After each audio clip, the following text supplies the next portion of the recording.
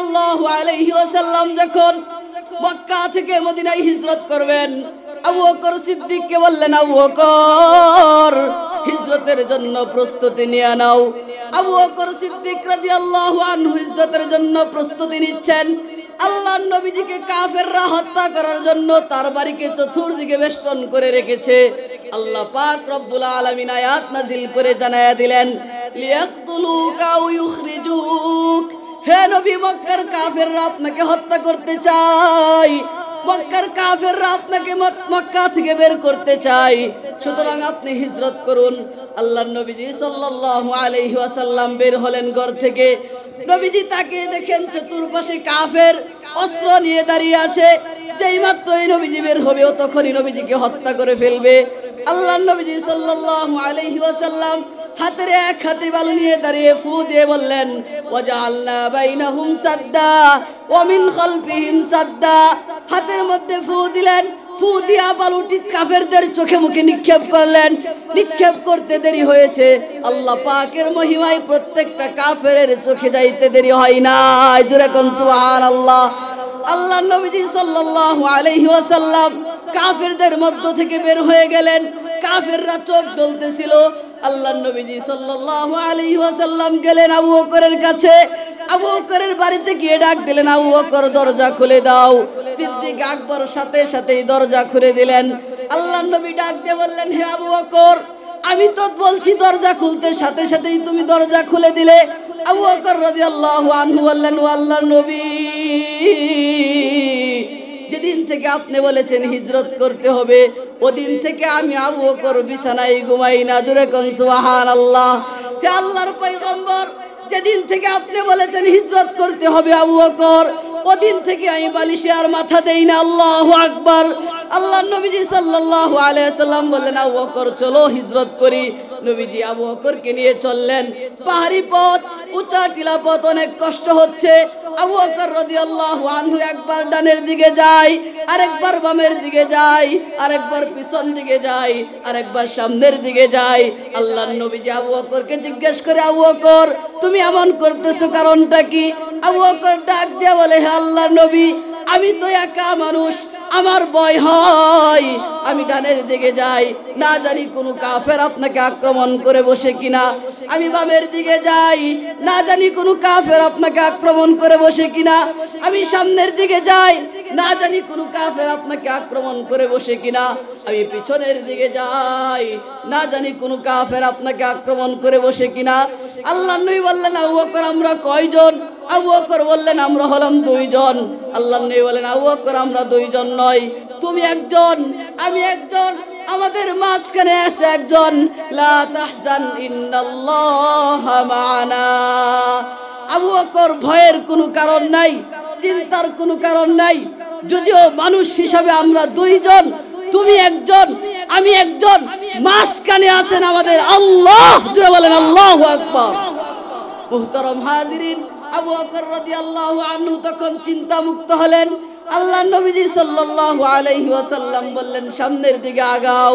আবু বকর রাদিয়াল্লাহু আনহু আগাইতে আগাইতে একটি গুহার ভিতর নিয়ে গেলেন। সেই গুহার ভিতরে আল্লাহর নবী বিশ্রাম করবেন। আবু বকরের পায়ের উপর, মাথার উপর, আবু বকরের রানের উপর আল্লাহর নবীজি মাথা দিলেন। দিয়া বললেন, আবু বকর আমি একটু ঘুমাই।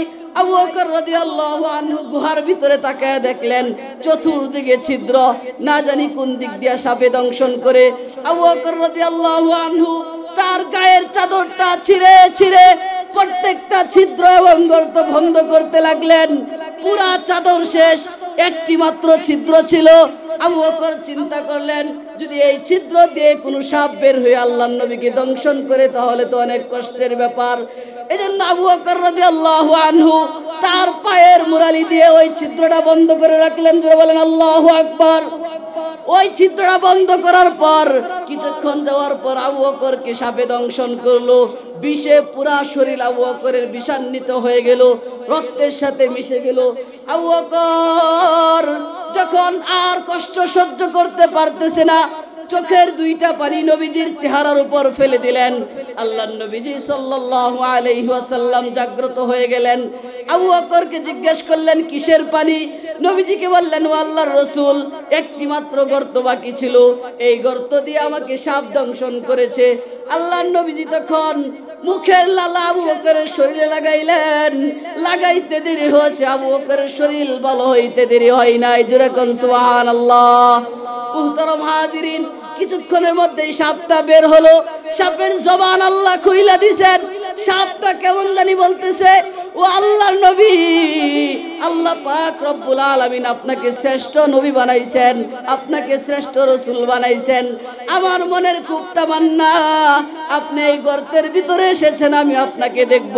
কিন্তু আবু বকর কাজটা করলো কি? সব ছিদ্র বন্ধ কইরা দিয়েছে। আমি আপনাকে কিভাবে দেখব? এজন্য আমি আবু বকরকে দংশন করেছি, নাইলে আমি আবু বকরকে দংশন করতাম না। জোরে কোন সুবহানাল্লাহ।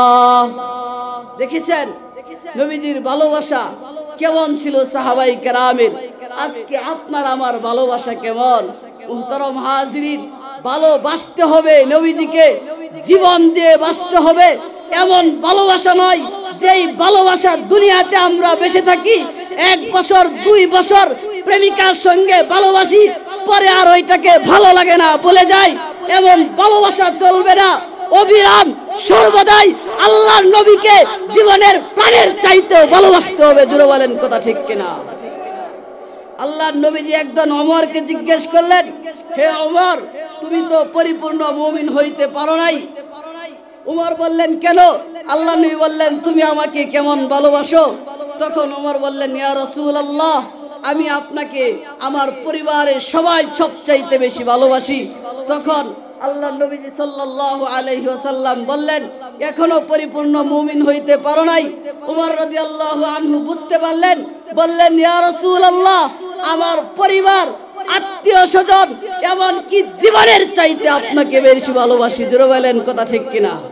এরকম আমাদের ভালোবাসতে হবে। ভালোবাসবেন তো নবীকে?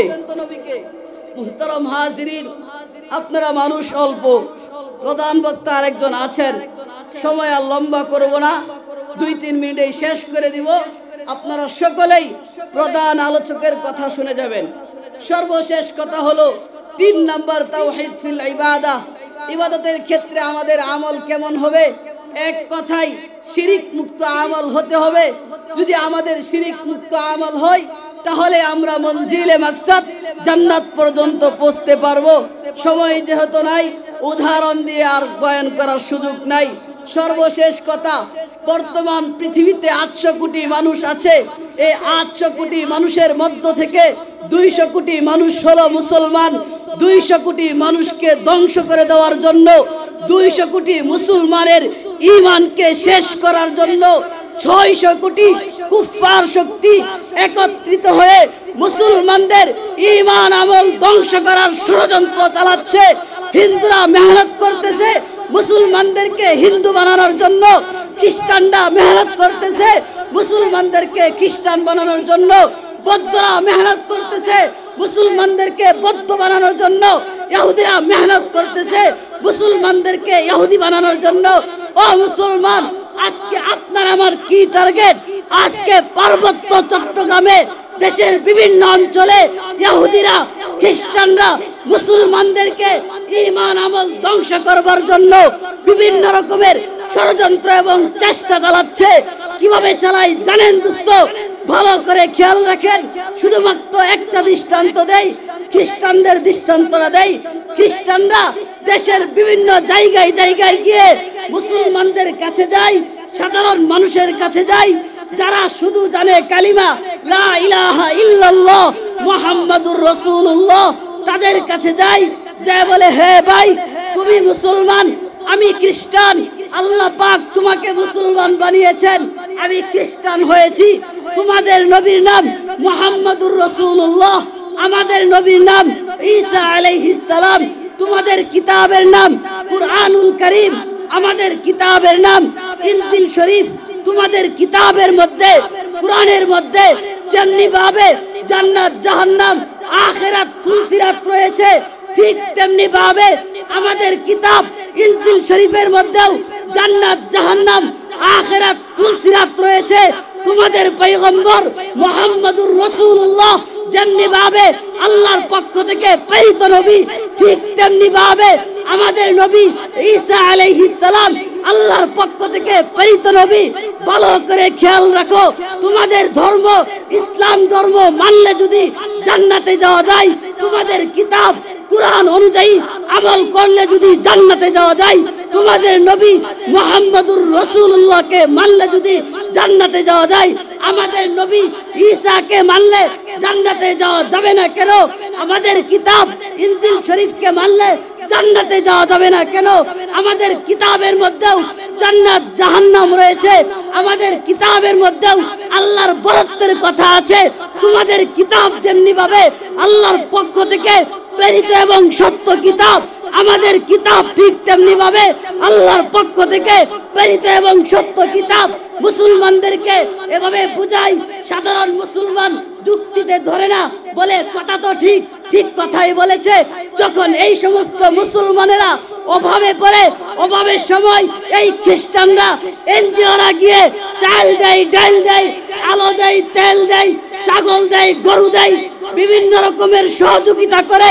যখন মানুষগুলো বিপদে পড়ে এক পর্যায়ে বলে, ভাই আমি তো তোমাকে সহযোগিতা করেছি, সুতরাং তুমি খ্রিস্ট ধর্ম গ্রহণ করো। বলেন নাউজুবিল্লাহ। আমি এত জোরে বললাম, আপনারা আসতে বললেন, হইল? বলেন না নাউজুবিল্লাহ। এভাবে দেশের বিভিন্ন জায়গায় গিয়ে বুঝাইতে বুঝাইতে এক সময় তারা মুসলমানদেরকে খ্রিস্টান বানায়, হিন্দুরা এভাবে মুসলমানদেরকে, বৌদ্ধরাও মুসলমানদেরকে বৌদ্ধ বানায়। ও দোস্ত, সময় কিন্তু শেষ। আখিরি পয়গাম একটি হাদিস বলি, সহিহ মুসলিম শরীফ বিখ্যাত কিতাব। এই পৃথিবীতে যেই দুই কিতাবের স্বীকৃতি আছে, বুখারী শরীফ এবং মুসলিম শরীফ। মুসলিম শরীফের প্রথম খণ্ডের 114 নম্বর হাদিস, আল্লাহর নবী বলেন, শেষ এমন একটা জামানা আসবে যেই জামানায় ইউসবিহুর রাজুলু মুমিনান ওয়া ইউমসি কাফিরান ওয়া ইউমসি মুমিনান ওয়া ইউসবিহু কাফিরান। মানুষ সকালে মুমিন থাকবে তো বিকালে কাফের হয়ে যাবে, বিকালে মুমিন থাকবে তো সকালে কাফের হয়ে যাবে। মানুষের ঈমানের কোনো নির্ভরতা থাকবে না, মুহূর্তে মুহূর্তে মানুষের ঈমান পল্টিবাস হবে। মুহতারাম হাজির, এই জামানাটাই হলো এই জামানা। ভালো করে খেয়াল রাখবেন, এমন কোন কথা বলবো না যেই কথার মাধ্যমে আমাদের ঈমান চলে যায়। এমন কোনো বিশ্বাস লালন করব না যেই বিশ্বাসের কারণে আমাদের ঈমান চলে যায়। এমন কোনো কাজকর্ম করব না যেই কাজকর্মের কারণে আমাদের ঈমান চলে যায়।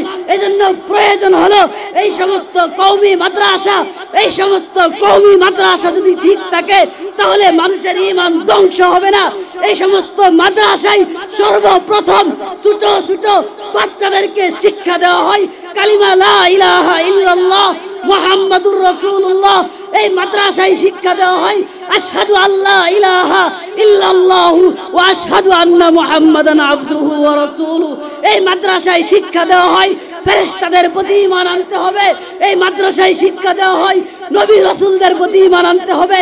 এই মাদ্রাসায় শিক্ষা দেওয়া হয় আল্লাহর কিতাবের উপর ঈমান আনতে হবে। তবে যে আদর্শ, যে আকীদা লালন করলে মানুষ জান্নাতে যাইতে পারবে, সেই আকীদায় মাদ্রাসায় শিক্ষা দেওয়া হয় কিনা?